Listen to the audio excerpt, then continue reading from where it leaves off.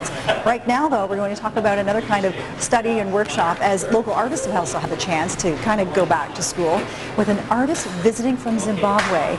They are studying under the tutelage of Zimbabwean artist Letwin Mugavazi. Now, she happens to be the artist in residence at this year's Rice Lake 12 exhibit. That's the outdoor exhibit of African Shona stone sculpture. It opens to the public as of September 10th, and admission is free. But in these last few weeks, Mugavazi has been leading a workshop so that artists can learn to do the craft as she has learned. These workshops, I think they are good in the sense that they give people out here a privilege to see how we do our work in Zimbabwe.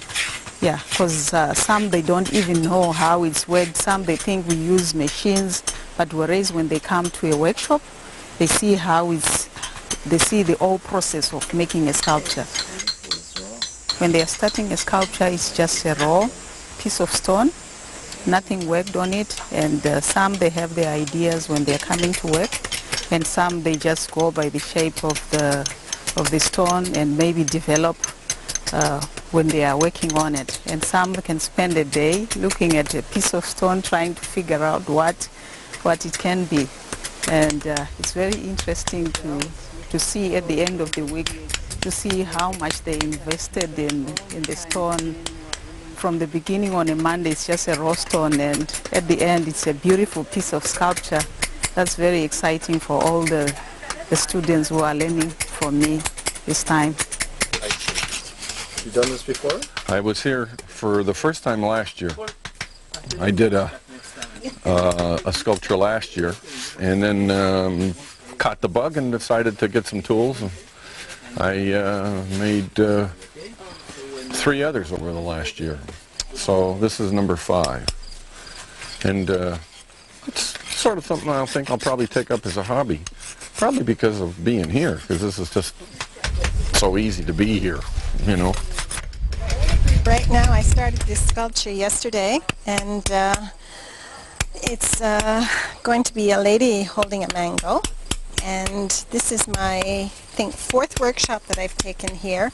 And the week that I spend here every summer is the highlight of my year, because it's a wonderful experience.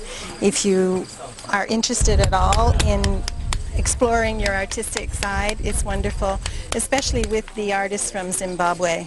They have a different way of expressing themselves than we do, and I've learned so much from them. Just their poetic way of putting things into sculpture I find is very beautiful, and I'm trying to emulate them, but I'm getting there hopefully one day. But it's just a lot of fun to be here, and it gives such satisfaction. And it's also when you're sculpting, everything else disappears and you just feel like you're in your own world, and it's all that matters, you know. It's very therapeutic. So I love it, and I love being here for sure.